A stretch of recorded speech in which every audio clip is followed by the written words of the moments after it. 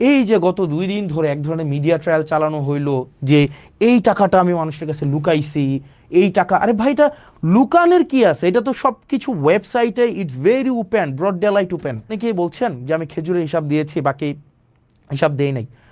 ওই লাইভে আমি আমার এলাকার যতগুলা বরাদ্দ বাজেট এসেছে, যতগুলা, সবগুলো হচ্ছে আমি 1.5 ঘন্টা ধরে ডিটেইল করেছি। আমাকে বলা হয়েছে আমি 10 কোটি টাকা নিয়েছি। ওকে, একটু একটু নিচে আসো, তো একটু নিচে আসো। আমি টোটাল দেখলাম, নিচে আসো, দেবিদ্বারে যাও, দেবিদ্বারে টোটাল একটু উপরে যাও। আমি এটা হিসাব করলাম নিজে, মানে আমি একদম ইয়া করে সারাদিনে খেয়াল করলাম। টোটাল যখন আমি নির্বাচিত না, এগুলা সব উপজেলায় দেওয়া হয়েছে। এর মাঝখানে 2024-25 সালে এডিপি সাধারণ, এডিপি বিশেষ এবং রাজস্ব নিজস্ব সহ সব মিলায়া 8,42,00,000 টাকার প্রজেক্ট দেবিদ্বারে দেওয়া হয়েছে। 8,42,00,000, 1 টাকা কমও না, 1 টাকা বেশিও না। প্রজেক্ট দেওয়া হয়েছে কয়টা খাতে? 148টা খাতে। 148টা খাতে প্রজেক্ট দেওয়া হয়েছে।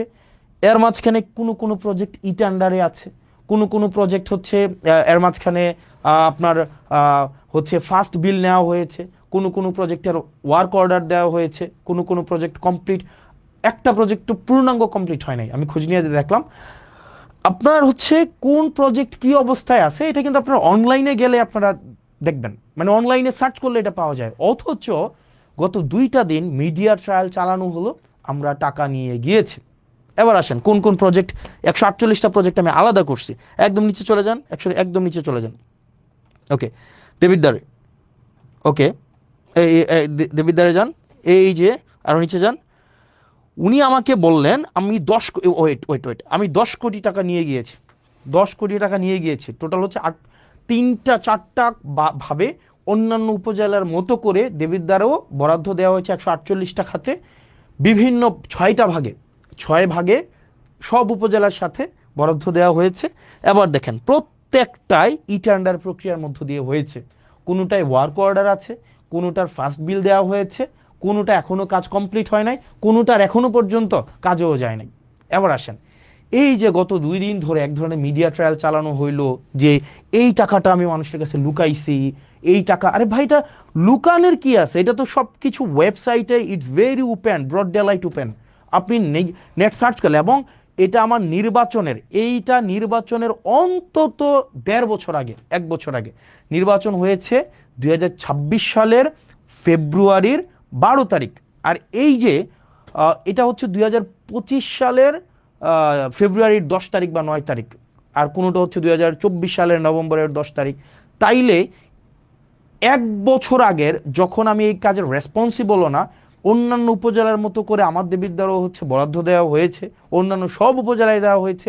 ব্যাপারটা এমনভাবে ফ্রেমিং করা হইলো যে এটা শুধুমাত্র মুরাদনগর এবং শুধুমাত্র দেবিদ্বারে দেওয়া হয়েছে।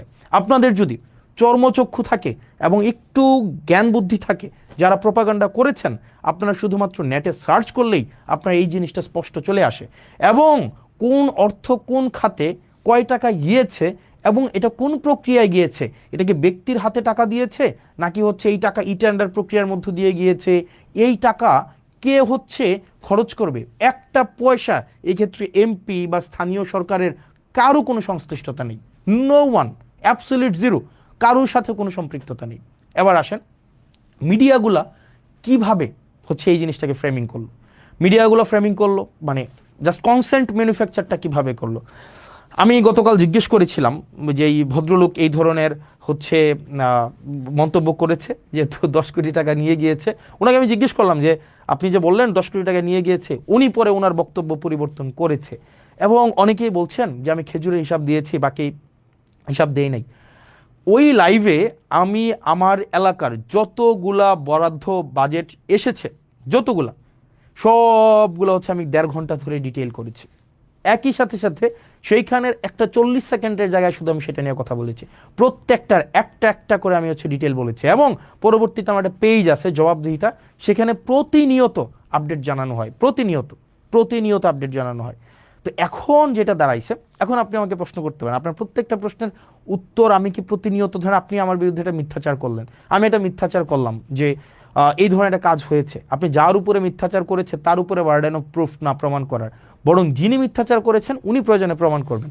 সবার বাসায় এখন মোবাইল আছে, সবার বাসায় এখন ফেসবুক আছে, সবার বাসায় এখন সার্চ করলেই 2 মিনিটে জাস্ট www.jp.kumilla.gov.bd ওখানেই পুরা ডিটেল দেওয়া আছে। এখন এটাকে যেভাবে ফ্রেমিং করা হলো এটা খুবই দুঃখজনক।